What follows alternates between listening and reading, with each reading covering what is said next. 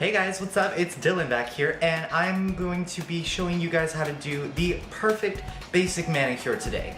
This is kind of a collaboration guest post type of thing with my friend Kerrie from gorgeousglamour.com. She's a fabulous lady. Please go check her out. I'll put all of her links in the bar below. And yeah, we're just gonna go ahead and get right on into it. I'm gonna be going over a couple tips, tricks, and techniques, and a couple different tools that you could use to get the best possible manicure for your money. Alright, let's get started. So the first step to a basic successful manicure is filing, of course. I'm just gonna go over this briefly just so it's kind of in there. What I like to do with my nail file, this is just one that I got from Revlon. You can get them at any drugstore, Walmart, or anything like that.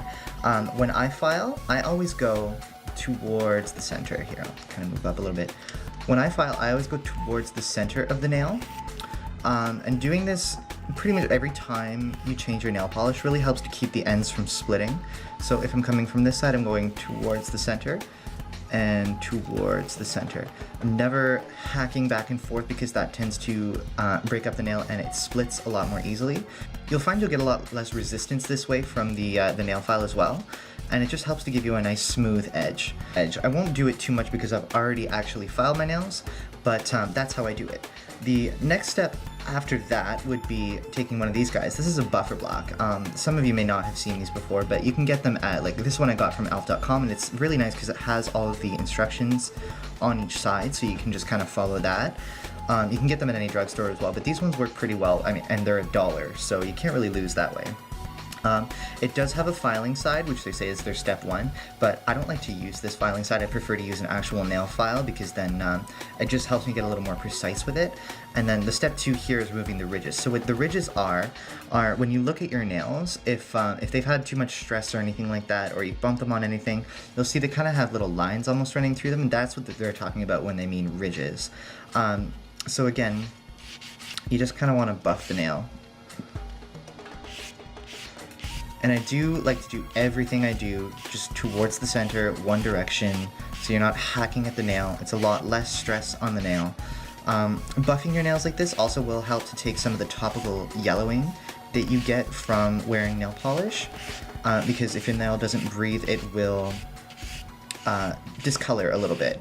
And this will help get rid of the topical. If you want to get a little bit of a deeper treatment, you can soak your nails in lemon juice and olive oil mixed together.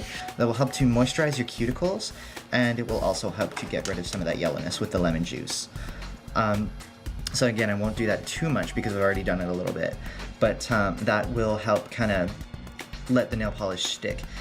The step 3, the buff side, actually helps to smooth out the nail, and that'll give you a nice finish. And then they have the step 4, which is polish and shine, which I will do if I'm not going to wear nail polish, which is never. So you can see I have never used this side before.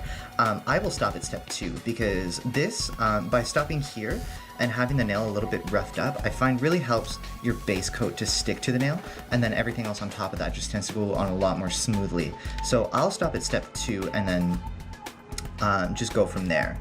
So the next step to having a nice manicure is to use a base coat. Now this is Sally Hansen's Diamond Shine. This is a base and top coat, but I just use this as a base coat because I have other top coats that I prefer to use. And it just has a really basic skinny brush. It doesn't really matter at this point what kind of brush you're using in the nail polish because you're just trying to get a base coat on there. The base coat you can kind of apply just willy-nilly. It doesn't really need to be perfect because it is just the base coat. It's just something that's going to provide a barrier between your actual nail and the nail polish. Okay, and it's just a very quick coat that you want to do. You don't want to put too much work into it, and it's just going to have a nice base, so then your nail polish is going to go on a lot more smoothly. So I will let that dry, and then I'll come back and we'll do the first coat of color. So once we've given that a minute or 2 to dry, we're going to go in with our color. And the color I'm using is actually something I just picked up. This is Essie's Sexy Divide. And oh my gosh, this is so pretty, so nice. Completely redeemed Essie nail polish for me. I've only ever bought one Essie nail polish before, and it was so disappointing that I never bought another Essie nail polish, but this one I just couldn't not buy, and it was on sale too, and it's just right up my alley, so I had to pick it up. So perfect to use for this tutorial. It's a very pigmented color. You do need to do 2 coats, so that's good. I can show you that as well. Alright, so when you're doing your first coat, you do want it to be as smooth as possible, naturally. I do like to have a generous amount on the brush. That's probably a little too much there. But I do like to have a generous amount, especially because I have bigger nails. I am a guy, so it's something I have to worry about.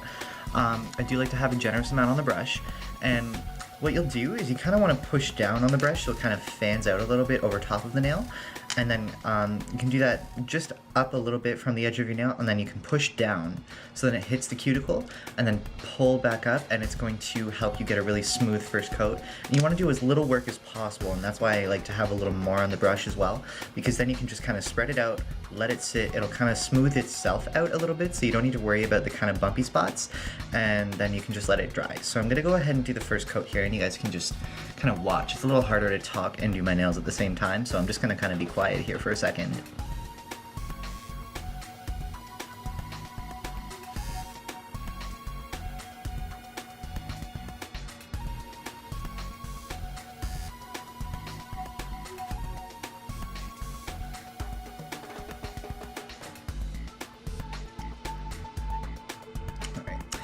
So just remind yourself, this is the first coat. This isn't what the nail is going to end up looking like. It doesn't need to be a completely opaque, even thing. It just needs to be on there and be smooth. You aren't going to have a perfect coat. There are going to be patches. There are going to be places that look thicker than the other. Ignore that. Just make sure it's like even-ish at the very least, and make sure you don't have any bubbles. Make sure everything looks smooth, and just leave it be. Sit there, watch a YouTube video, don't touch anything, don't do anything. Wear elastic pants. I swear it's the weirdest thing, but please just don't wear jeans when you're doing your nails, because that is how you ruin them, or if that is how I ruin them at least. So that's the first coat on. We're just gonna let that dry for like 5 minutes or so, and then we're gonna come in and do the second coat. Okay, so that first coat has had a minute to dry, and as you can see, this is quite the pigmented nail polish, if that would focus a little bit. It is quite pigmented. It's already looking pretty dark. I am going to go in and do another coat because it is looking a little thin around the sides, and that's going to give us this kind of really pigmented, dark, glossy finish. So with the second coat, it's basically the same as the first coat.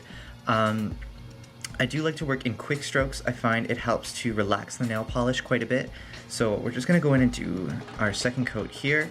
And again, I do like a generous amount on the nail, on the brush. I'm just going to go ahead and do this.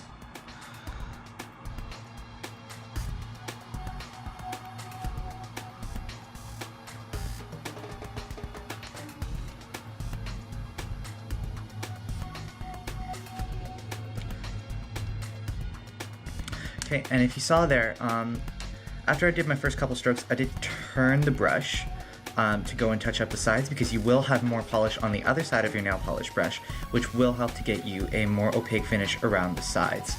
And then once that's done, you've got a nice glossy coat. Just make sure there's no stuff sticking out the edges here. I've got a little fluff. And then we're gonna let that dry as well, and we'll go in with a top coat. Alright, so once you've given that nail polish ample time to dry, you really want to be very patient with that. You don't want to jump in with the top coat and go too soon, because you could end up streaking it or pulling, and then you could collect nail polish, like the color on your clear coat brush, which you really don't want, because then it'll contaminate the entire bottle and you'll have this kind of purpley tinge, or whatever color you use. It'll kind of tint your clear coat, which you don't really want. So I've got a couple suggestions for top coat here. The one that I'm going to be using today is Sally Hansen's Insta Dry Anti-Chip Top Coat. This is one of the better ones I've found for actually doing nail polish art. So if you're doing any designs on your nails, this one really helps to prevent it from streaking when you're applying it, as long as everything is nice and dry, of course, underneath that. So that's one of the ones that I love to use, and that's what I'm using today. The other one, which is just like one of my first holy grail nail polish or top coats ever, this is the Revlon Extra Life No Chip Top Coat. This gives you the highest amount of shine I have ever seen out of a top coat. It is amazing. The only problem that I have with this is that it's got a little bit of a thin brush. Oh, excuse me, it's a little old, so kind of hard to open. Okay. The brush in this is actually quite thin, and I do prefer to have a thicker brush for my top coat, which the Sally Hansen one does. And with this top coat, it does tend to streak nail polish art. So if you are doing just a simple basic manicure, I would suggest that you use this. I'm gonna use the Sally Hansen top coat anyways, just because I kind of feel like it, and this one's a little older. we are just going to do this. Now, with top coat, you want to be quick and concise. You don't want to fiddle around with it or anything. You just kind of want to get it on there. Go in the center of the nail, touch up the sides, and it will settle itself after a time. You don't want to use too much or it'll take a million years to dry, but that's the good thing about this top coat too, is it is quick drying. And you just kind of want to get it on there, make sure it's smooth, there's no scrapes or bumps or anything. And you can see, actually, in comparison to the other nail, this one doesn't have any top coat, this one does have top coat. It's got a grandeur amount of shine for sure, and it is going to help seal everything in and keep it from chipping. I'm just going to go ahead and do the rest of my nails while I'm doing this.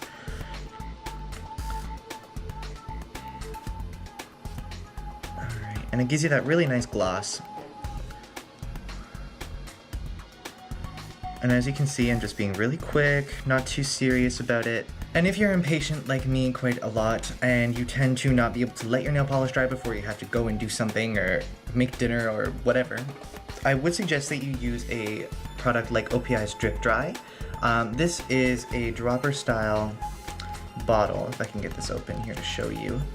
It is a dropper, and it's an oil that you just do like 1 to 2 drops. I would wait, give your nails a second for the top coat to permeate and just kind of set itself a little bit.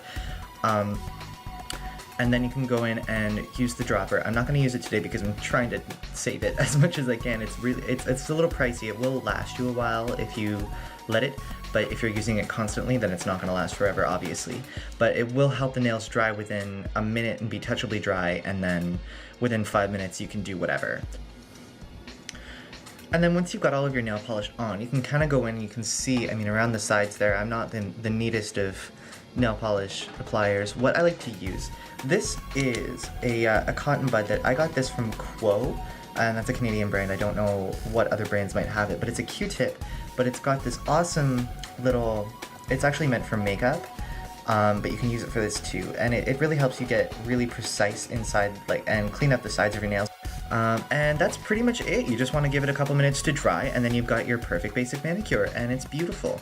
Try not to stress out too much if there's a bubble or two. I know, like, I'm a perfectionist myself, and I do tend to let those get to me, but really, in the long run, it's one bubble, and it's not something worth taking off your polish and doing it again over type of thing. So that's everything for the tutorial. It's pretty straightforward, I know, but you know, there's a couple little tips and tricks and stuff there that, you know, I probably wouldn't have learned myself. I kind of had to trial and error it and get kind of my own little technique down. But yeah, that's pretty much it. If you guys have any more questions, please feel free to leave them in the comment section below or contact me on Twitter or on Facebook. And I hope you guys enjoyed, and I hope you learned something fun. Have a good day. Bye.